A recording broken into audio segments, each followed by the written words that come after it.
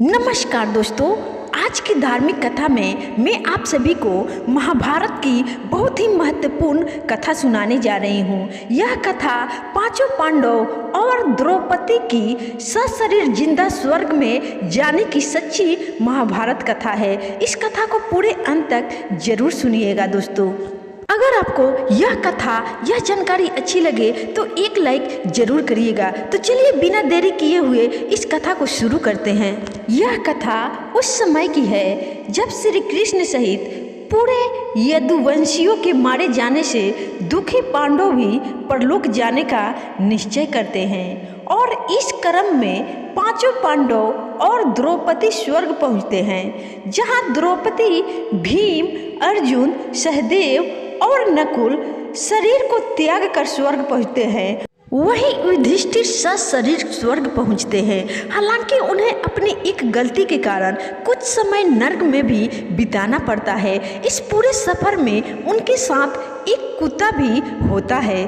तो आइए दोस्तों, अब विस्तार पूर्वक जानते हैं कि वो कुत्ता कौन था तथा पांडवों को स्वर्ग पहुंचने में किन किन कठिनाइयों का सामना करना पड़ा था। महाभारत कथा के अनुसार नगर के बाहर निकलते ही जब द्वारिका समुद्र में डूब गई तो यह दृश्य देखकर सभी को आश्चर्य हुआ।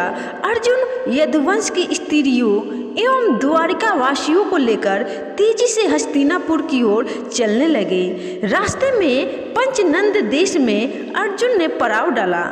वहां रहने वाले लुटेरों ने जब देखा कि अर्जुन अकेले ही इतने बड़े जन समुदाय को लेकर जा रहे हैं तो धन के लालच में आकर उन्होंने उन पर हमला कर दिया। अर्जुन ने लुटेरों को चेतावनी दी, लेकिन फिर भी वे नहीं माने और लूटपाट करने लगे। तब अर्जुन ने अपने दिव्य अस्त्र शास्त्रों का स्मरण किया, लेकिन उनकी स्मरण शक्ति लुप्त हो गई। अर्जुन ने देखा कि कुछ ही देर में उनकी तरकस के सभी बाण भी समाप्त हो गए। तब अर्जुन बिना शस्त्र से ही लुटेरों से युद्ध करने लगे, लेकिन देखते ही देखते लुटेरे बहुत सा धन और स्त्रियों को लेकर भाग गए। अस्त्रों का ज्ञान लुप्त हो गया, धनुष पर काबू नहीं चलता था, अक्षय बाण भी समाप्त हो गए। यह देखकर अर्जुन को बहुत दुख हुआ।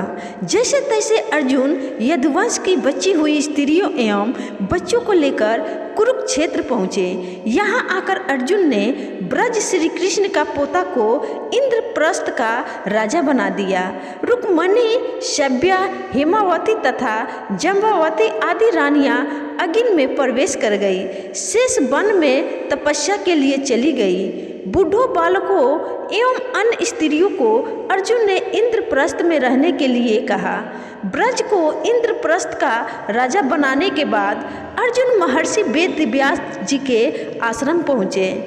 यहाँ आकर अर्जुन ने महर्षि वेदव्यास जी को बताया कि श्री कृष्ण बलराम सहित सारे यदुवंशी समाप्त हो चुके हैं। तब महर्षि ने कहा कि यह सब इसी प्रकार होना था, इसलिए इसके लिए शोक नहीं करना चाहिए।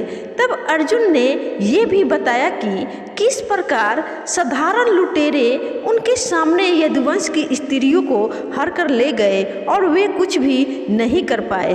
अर्जुन की बात सुनकर महर्षि वेदव्यास जी ने कहा कि वे दिव्य अस्त्र जिस उद्देश्य से तुमने प्राप्त किए थे वह पूरा हो गया, अतः वे पुनः अपने स्थानों पर चले गए हैं। महर्षि ने अर्जुन से ये भी कहा कि तुम लोगों ने अपना कर्तव्य पूर्ण कर लिया है, अतः अब तुम्हारे परलोक गमन का समय आ गया है और यही तुम्हारे लिए श्रेष्ठ भी है। तुम सब सशरीर स्वर्ग के लिए अभी निकल जाओ। तब अर्जुन ने महर्षि वेदव्यास जी से कहा कि क्या ये संभव है कि हम सशरीर स्वर्ग पहुंच जाएंगे? महर्षि वेदव्यास जी ने कहा, हाँ बिल्कुल संभव है, लेकिन सशरीर वही पहुंचते हैं जिन्होंने कभी अपनी जिंदगी में पाप नहीं किए होंगे। महर्षि वेदव्यास जी की बात सुनकर अर्जुन उनकी आज्ञा से हस्तिनापुर आए और उन्होंने पूरी बात अपने बड़े भाई महाराज युधिष्ठिर को बता दी। यदुवंशियों के नाश की बात जानकर युधिष्ठिर को बहुत दुख हुआ। महर्षि वेदव्यास जी की बात मानकर द्रौपदी सहित पांचों पांडवों ने राजपाट त्याग कर परलोक जाने का निश्चय किया। युधिष्ठिर ने युयुत्सु को बुलाकर उसे संपूर्ण राज्य की देखभाल का भार सौंप दिया और परीक्षित का राज्य अभिषेक कर दिया। युधिष्ठिर ने सुभद्रा से कहा कि आज से परीक्षित हस्तिनापुर का तथा ब्रज इंद्रप्रस्थ का राजा है, अतः तुम इन दोनों पर समान रूप से स्नेह रखना। इसके बाद पांडवों ने अपने मामा वासुदेव एवं श्री कृष्ण तथा बलराम आदि का विधिवत तर्पण एवं श्राद्ध किया। इसके बाद पांडवों एवं द्रौपदी ने साधुओं के वस्त्र धारण किए और स्वर्ग जाने के लिए निकल पड़े। पांडवों के साथ साथ एक कुत्ता भी चलने लगा। अनेक तीर्थों, नदियों एवं समुद्रों की यात्रा करते करते पांडव आगे बढ़ने लगे। पांडव चलते चलते लाल सागर तक पहुंच गए।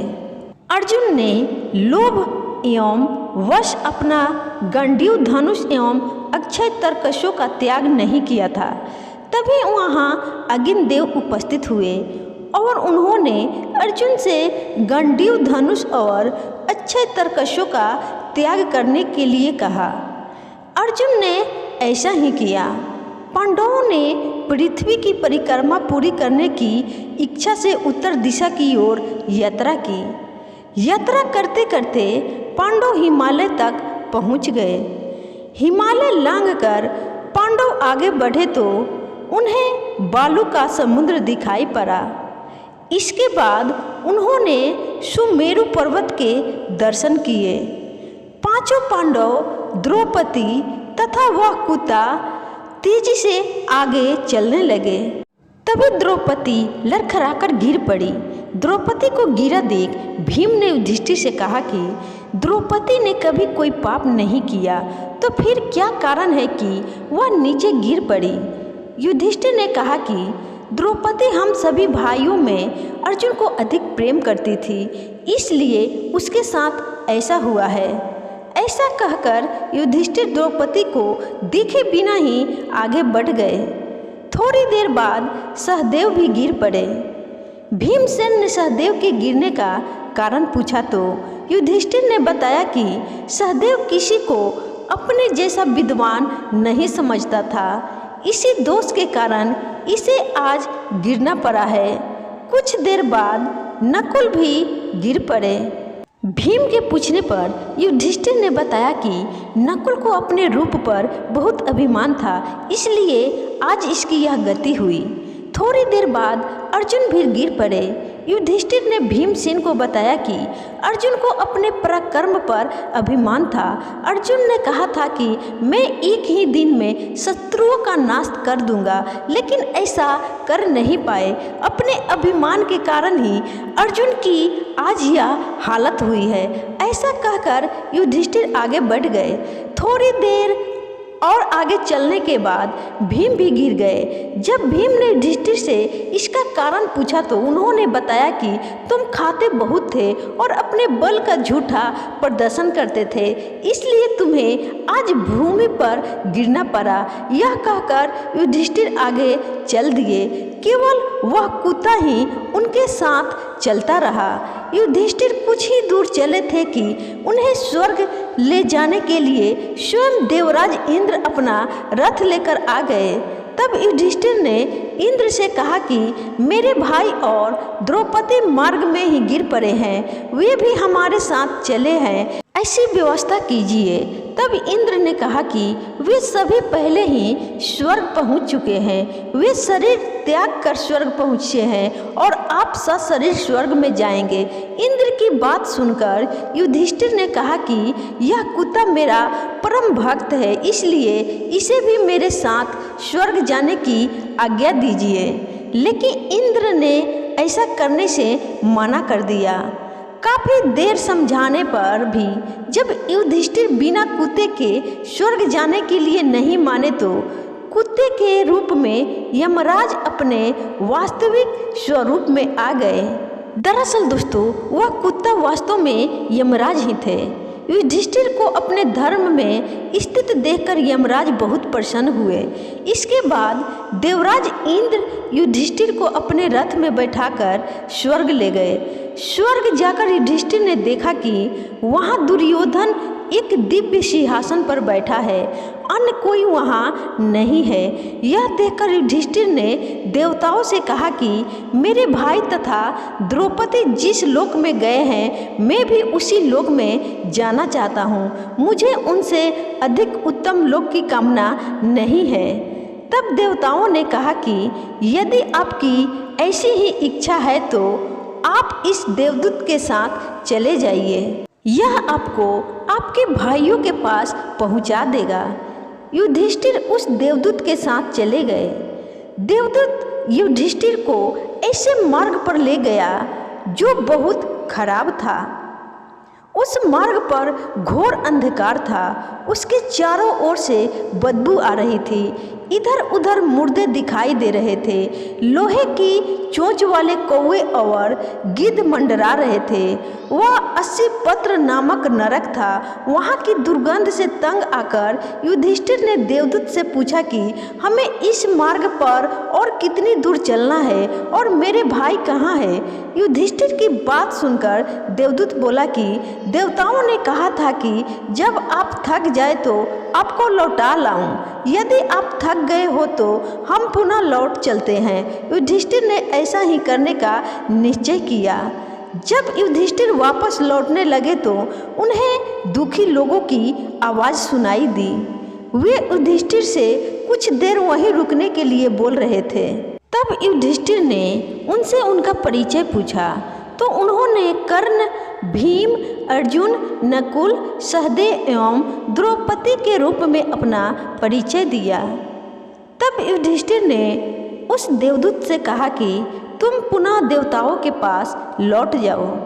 मेरे यहाँ रहने से यदि मेरे भाइयों को सुख मिलता है तो मैं इस दुर्गम स्थान पर ही रहूँगा। देवदूत ने यह बात जाकर देवराज इंद्र को बता दी। युधिष्ठिर को उस स्थान पर अभी कुछ ही समय बीता था कि सभी देवता वहां आ गए। देवताओं के आते ही वहां सुगंधित हवा चलने लगी। मार्ग पर प्रकाश छा गया। तब देवराज इंद्र ने युधिष्ठिर को बताया कि तुमने अश्वत्थामा के मरने की बात कहकर छल से द्रोणाचार्य को उनके पुत्र की मृत्यु का विश्वास दिलाया था। इसी के परिणाम स्वरूप तुम्हें भी छल से ही कुछ देर नरक के दर्शन करने पड़े। अब तुम मेरे साथ स्वर्ग चलो। वहाँ तुम्हारे भाई एवं अन्य वीर पहले से ही पहुँच गए हैं। देवराज इंद्र के कहने पर युधिष्ठिर ने देव नदी गंगा में स्नान किया। स्नान करते ही उन्होंने मानव शरीर त्याग करके दिव्य शरीर धारण कर लिया।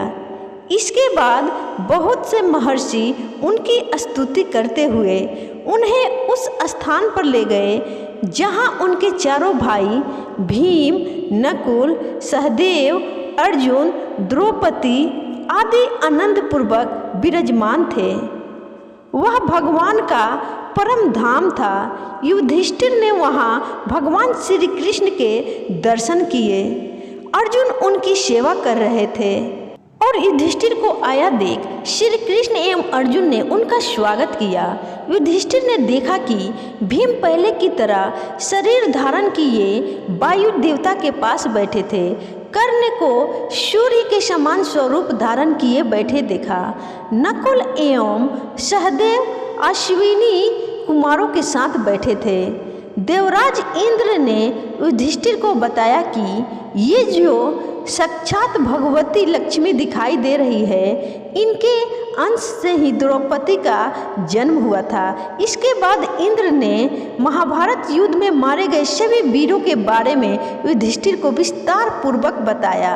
इस प्रकार युधिष्ठिर अपने भाइयों एवं अन्य संबंधियों को वहां देखकर बहुत प्रसन्न हुए।